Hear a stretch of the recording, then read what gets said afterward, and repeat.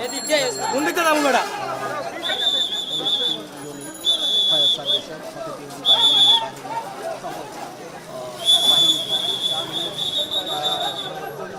পাশাপাশি শ্রমিকদের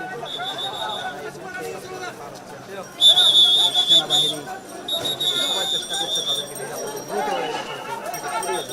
আসলে বিদ্যুৎ সংযোগ বিচ্ছিন্ন করা হয়েছে। আগুনের তীব্রতা আরও বেড়েছে বলা যায় যে প্রায় 5 ঘন্টার বেশি 5 ঘন্টা চলছে। 5 ঘন্টা এই মুহূর্তের আগুন আরও বেশি হচ্ছে, আরও তীব্রতা বেড়েছে এবং সময় যত যাচ্ছে আগুনের তীব্রতা কিন্তু কোনো অংশেই কমছে না। স্ফুলিঙ্গ দেখতে পাচ্ছি আমরা, আগুনের স্ফুলিঙ্গ পড়ছে নিচের দিকে এসে পড়ছে।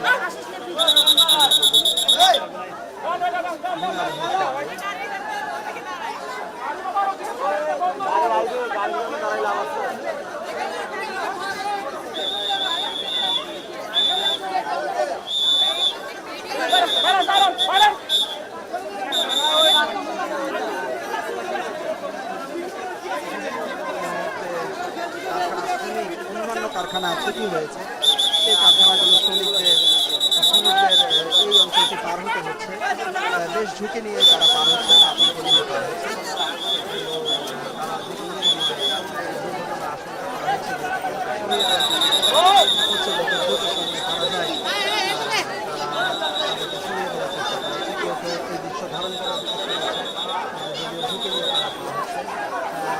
অসংখ্য শ্রমিক অন্যান্য রাস্তা ধরে বের হয়ে আসছে, সর্বোচ্চ চেষ্টা হচ্ছে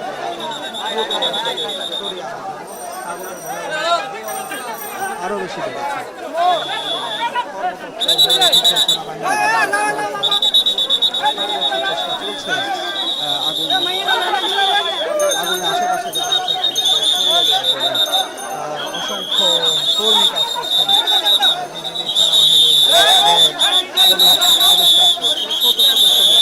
অঞ্চলটি পার হচ্ছে ঝুঁকিপূর্ণ এই অঞ্চল, সেটি আমরা দেখছি। কাছে ফায়ার সার্ভিস কর্মীরা চেষ্টা করছেন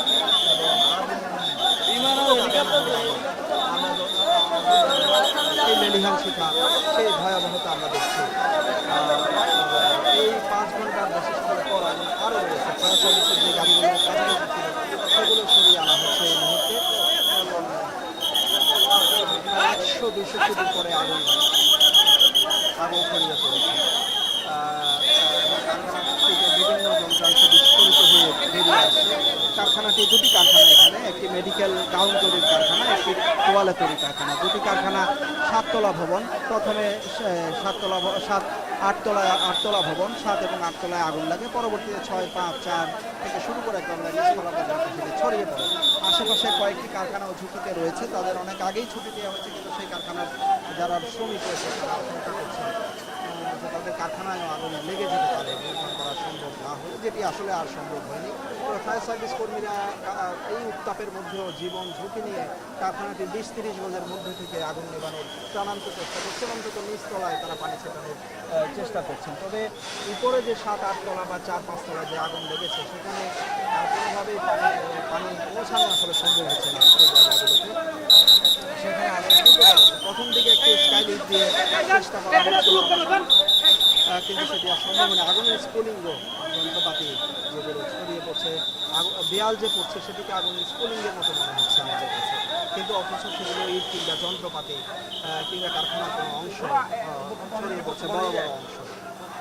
এবং 7-8 তলা ভবন, 7-8 তলার ভবন, 8 তলা ভবনেই সবচেয়ে এখন 7 এবং 8 তলা ভবন যেখানে বলা হচ্ছে রাসায়নিক পদার্থ ছিল, সেখানেই সবচেয়ে বেশি আগুন চলছে। উত্তর পাশে আমরা আগুন দেখিনি, উত্তর পাশে কারখানাটির আগুন প্রথম দিকে ছিল না, আমরা যখন এসেছি 4টার কিছু আগে, কিন্তু এখন সেই অংশটিতে ভয়াবহ আগুন। পুরো রাতের অন্ধকার, একেবারে পুরো এলাকা আসলে কোনো বিদ্যুৎহীন, তারপরও দিনের আলোর মতো হয়ে উঠেছে এই আগুনের ভয়াবহতায়, তীব্র আগুন। উপরের দিকে অন্তত 200 ফিট উপরে এখন আগুন, আর কালো ধোঁয়ায় ঢেকে গেছে পুরো এলাকা, পুরো শহর বলা যায়। দীর্ঘক্ষণ 5 ঘন্টারও বেশি সময় ভয়াবহ